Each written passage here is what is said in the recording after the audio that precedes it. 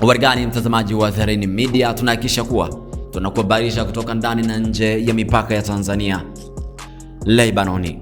Watu 14 wakiwemo watoto wawili wameuawa kufuatia mashambulizi ya anga yaliyofanywa na Israeli kusini mwa Lebanoni, kwa mujibu wa Wizara ya Afya Lebanoni, huku hali ya usalama ikiendelea kuzorota licha ya kuwepo kwa makubaliano ya usitishaji wa mapigano kati ya Israeli na Hezbollah.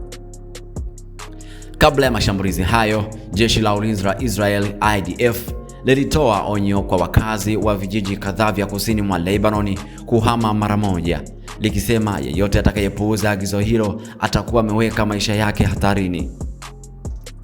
Baada ya IDF ilisema ilifanya mashambulizi ya angani dhidi ya maeneo iliyodai kutumiwa na wanamgambo wa Hezbollah kuandaa mashambulizi dhidi ya wanajeshi wa Israel.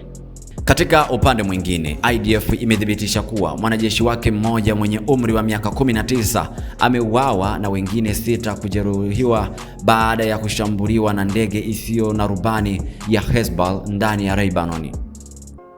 Hezbollah pia ilidai kurusha ndege 3 zisizokuwa na rubani kuelekea Israeli, ingawa IDF imesema zote ziliangushwa kabla ya kuvuka mpaka. Mapigano hayo yanajiri wakati mataifa hayo mawili yakiwa chini ya mpango wa usitishaji wa mapigano ulioanza Aprili 16 na kuongezwa kwa wiki 3, lakini waziri mkuu wa Israel Benjamin Netanyahu amesema jeshi lake litaendelea kuchukua hatua kali nchini Lebanoni, akidai kuwa mashambulizi ya Hezbollah yanakiuka makubaliano yao. Endelea kuwa nasi katika mitandao mbalimbali ya kijamii, huku ukizidi kutufuatilia kupitia YouTube ukibonyeza alama ya kengele, na utazidi kuwa kwanza kupata habari kutoka ndani na nje ya mipaka ya Tanzania.